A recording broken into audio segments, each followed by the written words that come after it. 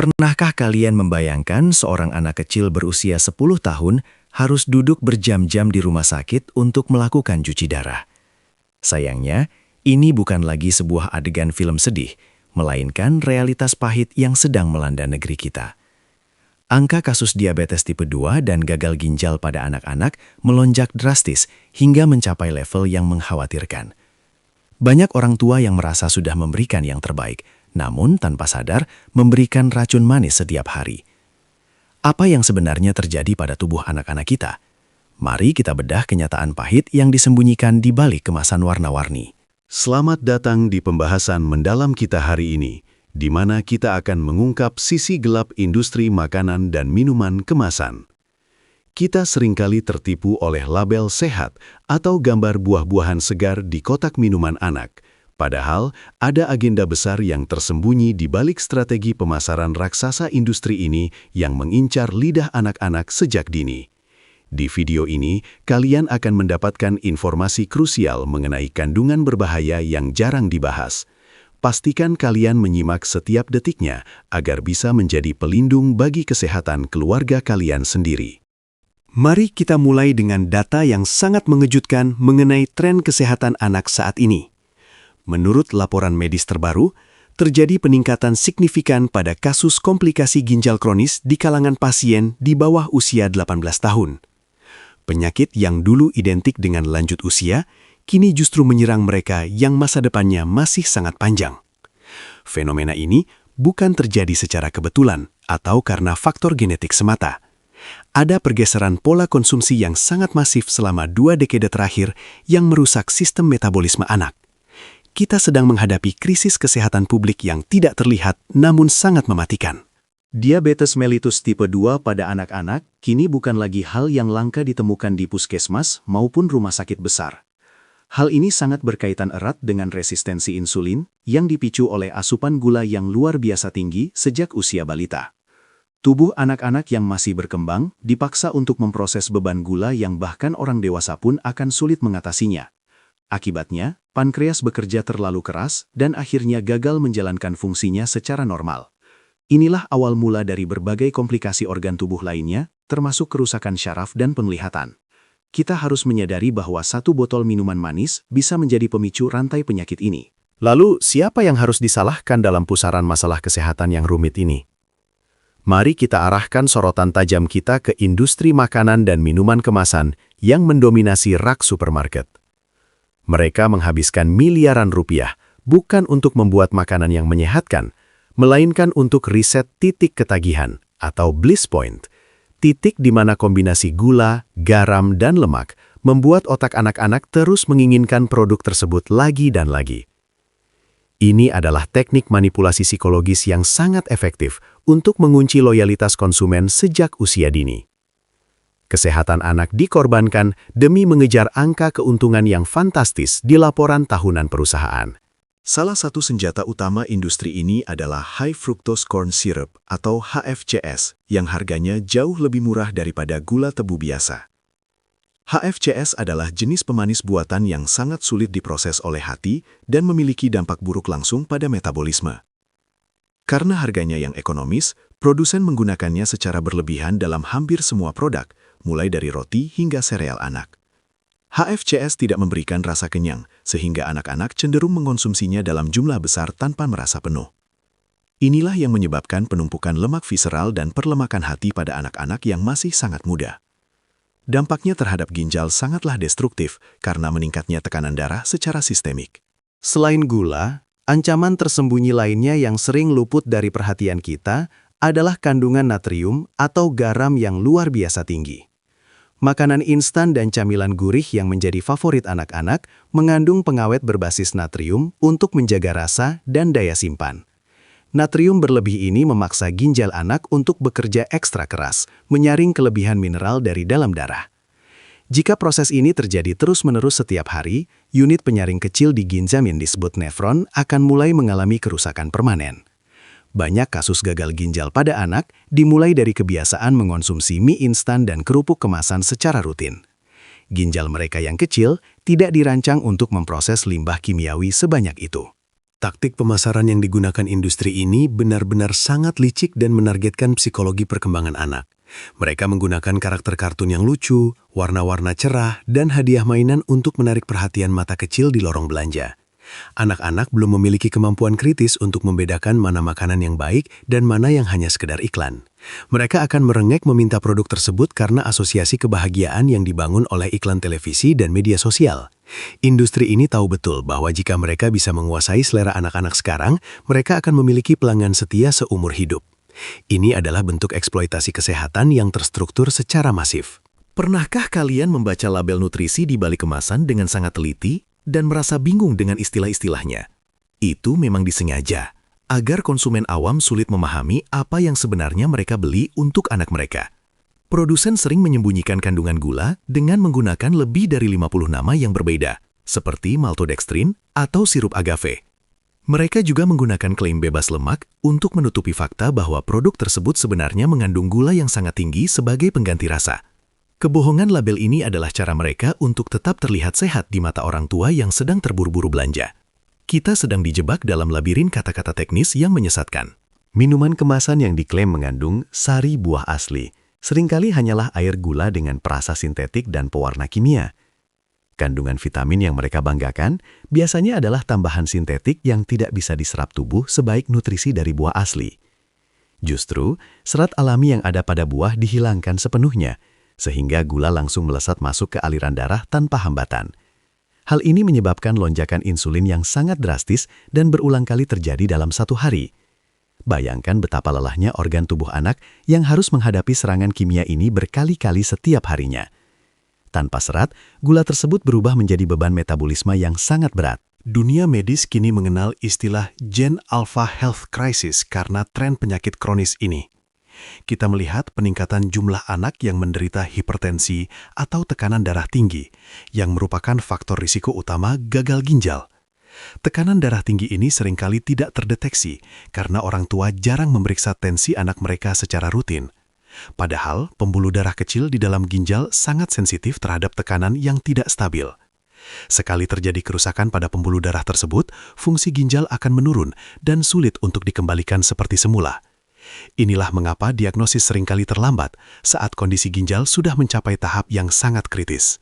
Mari kita bicara tentang zat aditif dan pengawet yang memiliki masa simpan bertahun-tahun di rak toko. Logikanya sederhana. Jika bakteri saja tidak mau memakan makanan tersebut, mengapa kita memberikannya kepada anak-anak kita? Zat kimia seperti pewarna merah nomor 40 atau kuning nomor 5 telah dikaitkan dengan masalah perilaku dan gangguan ginjal. Tubuh anak yang masih kecil belum memiliki sistem detoksifikasi yang sempurna seperti orang dewasa untuk membuang racun-racun ini. Akibatnya, zat kimia ini mengendap dan merusak jaringan organ secara perlahan namun pasti. Industri memilih menggunakan zat kimia ini karena jauh lebih murah daripada menggunakan bahan pengawet alami. Banyak orang tua merasa terjepit karena kesibukan dan memilih makanan instan sebagai solusi praktis untuk bekal sekolah. Namun, kepraktisan jangka pendek ini memiliki harga yang sangat mahal di masa depan bagi sang anak. Industri makanan sangat paham akan gaya hidup modern yang serba cepat ini dan memanfaatkannya dengan menyediakan solusi siap saji yang tidak bergizi. Padahal, investasi waktu untuk menyiapkan makanan utuh atau whole foods adalah bentuk perlindungan terbaik bagi organ dalam anak. Kita harus mulai mempertanyakan apakah menghemat 10 menit di dapur sebanding dengan biaya perawatan medis puluhan juta nantinya. Kesadaran ini harus dimulai dari sekarang sebelum kerusakan menjadi permanen. Dampak psikologis dari kecanduan makanan olahan ini juga tidak bisa diremehkan sama sekali. Gula memicu pelepasan dopamin di otak yang sama kuatnya dengan efek beberapa jenis obat-obatan terlarang. Anak-anak yang sudah terbiasa dengan rasa manis yang intens akan menolak makanan sehat seperti sayuran atau buah segar karena dianggap hambar. Ini menciptakan siklus malnutrisi di tengah kelimpahan kalori, di mana tubuh anak gemuk namun kekurangan zat besi dan vitamin penting. Ketidakseimbangan nutrisi ini memperburuk kondisi kesehatan ginjal karena tubuh kekurangan asupan air dan mineral yang tepat. Kita sedang membesarkan generasi yang lapar akan nutrisi, meskipun perut mereka penuh dengan kalori kosong. Sekarang, mari kita bahas apa yang bisa kita lakukan untuk menghentikan tren yang mengerikan ini. Langkah pertama adalah menjadi konsumen yang cerdas dan skeptis terhadap setiap klaim kesehatan di kemasan produk. Jangan percaya pada label natural atau organik tanpa memeriksa daftar bahan di bagian belakang kemasan secara mandiri. Perhatikan urutan bahan. Jika gula atau pemanis berada di urutan 3 teratas, berarti produk tersebut adalah bom waktu kesehatan.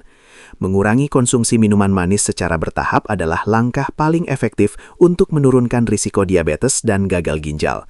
Air putih harus menjadi minuman utama dan satu-satunya bagi anak-anak kita setiap harinya tanpa pengecualian. Edukasi di sekolah juga memegang peranan yang sangat penting. Namun sayangnya, kantin sekolah seringkali justru menjadi sumber masalah. Banyak sekolah yang masih menjual minuman berpemanis dan camilan rendah nutrisi karena alasan biaya sewa kantin yang murah. Sebagai orang tua, kita harus aktif menyuarakan perubahan pada kebijakan nutrisi di lingkungan pendidikan anak-anak kita. Kita perlu memastikan bahwa anak-anak memiliki akses ke air minum gratis dan pilihan makanan yang mendukung pertumbuhan organ mereka. Lingkungan harus mendukung gaya hidup sehat, bukan justru menjerumuskan mereka ke dalam lubang penyakit kronis. Perubahan besar dimulai dari kebijakan kecil di tingkat sekolah dasar. Mengenali gejala awal gangguan ginjal dan diabetes pada anak adalah pengetahuan wajib bagi setiap orang tua di era modern ini. Perhatikan apakah anak sering merasa sangat haus secara tidak wajar atau sering buang air kecil di malam hari. Gejala lain meliputi rasa lelah yang kronis, pembengkakan di area mata atau kaki, hingga urin yang tampak berbuih. Jika anak kalian menunjukkan tanda-tanda ini, jangan tunda untuk segera berkonsultasi dengan dokter spesialis anak. Deteksi dini adalah kunci utama untuk mencegah kerusakan ginjal berkembang menjadi gagal ginjal total yang memerlukan cuci darah. Jangan pernah mengabaikan perubahan kecil pada kebiasaan fisik anak Anda. Kita juga harus berani menuntut transparansi yang lebih besar dari pemerintah dan otoritas kesehatan terkait regulasi makanan. Banyak negara maju sudah mulai menerapkan pajak gula yang tinggi dan pelarangan iklan makanan sampah di jam tayang anak-anak. Di Indonesia, perjuangan ini masih sangat panjang karena kuatnya lobi dari perusahaan-perusahaan multinasional tersebut. Namun, suara konsumen adalah kekuatan terbesar yang bisa memaksa industri untuk merubah formula produk mereka menjadi lebih sehat. Dukunglah kampanye kesehatan publik yang mendorong pelabelan lampu lalu lintas untuk kadar gula dan garam di setiap kemasan. Kita butuh sistem yang melindungi warga negara, bukan sistem yang membiarkan industri meracuni anak-anak kita. Mengajak anak untuk terlibat dalam proses memasak di rumah bisa menjadi cara yang sangat menyenangkan untuk mengedukasi mereka tentang makanan. Saat mereka belajar bahwa rasa manis bisa didapat dari buah asli dan rasa gurih dari rempah alami, mereka akan memiliki pemahaman yang berbeda. Ini adalah cara kita membangun literasi makanan, sehingga mereka tidak mudah tergoda oleh janji palsu iklan di luar sana. Jadikan dapur sebagai ruang kelas kesehatan yang penuh cinta dan eksperimen rasa yang bergizi. Anak yang terbiasa makan makanan rumah yang sehat akan tumbuh dengan preferensi lidah yang lebih alami. Ini adalah warisan kesehatan yang jauh lebih berharga daripada harta benda apapun. Ingatlah bahwa ginjal anak-anak kita adalah mesin penyaring yang sangat halus dan tidak memiliki suku cadang yang mudah diganti. Sekali organ ini rusak, kualitas hidup anak akan berubah drastis selamanya dengan ketergantungan pada mesin medis.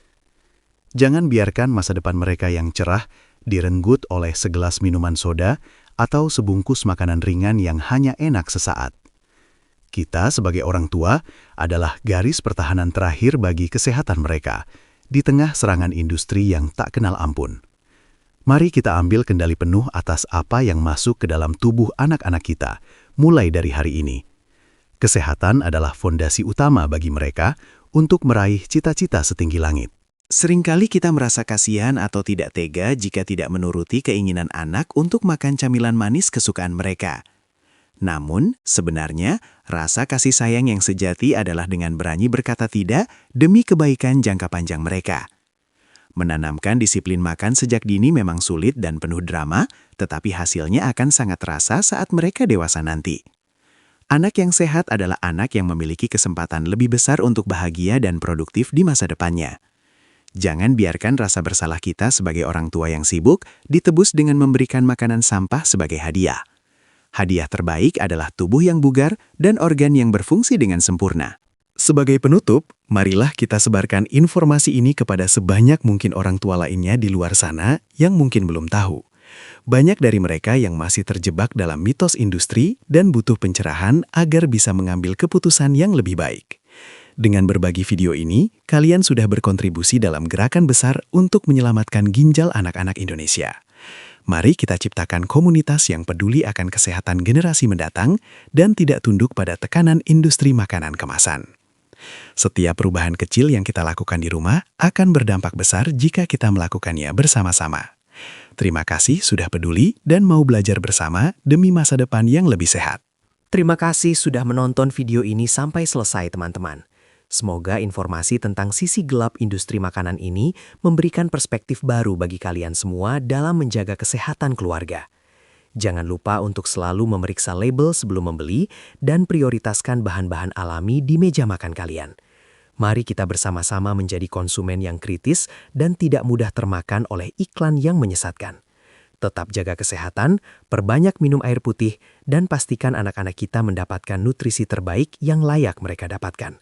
Sampai jumpa di pembahasan menarik lainnya yang akan terus mengedukasi kita semua untuk hidup lebih berkualitas. Jika kalian merasa video ini bermanfaat, silahkan bagikan ke grup WhatsApp keluarga atau teman-teman kalian sekarang juga. Jangan lupa like and subscribe untuk update seru lainnya tentang fakta kesehatan dan rahasia industri yang perlu kalian ketahui. Klik tombol loncengnya agar kalian tidak ketinggalan video terbaru dari kami yang selalu informatif dan mendalam.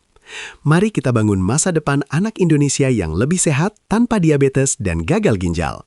Sampai jumpa di video berikutnya, tetap sehat dan tetap waspada terhadap apa yang kalian konsumsi.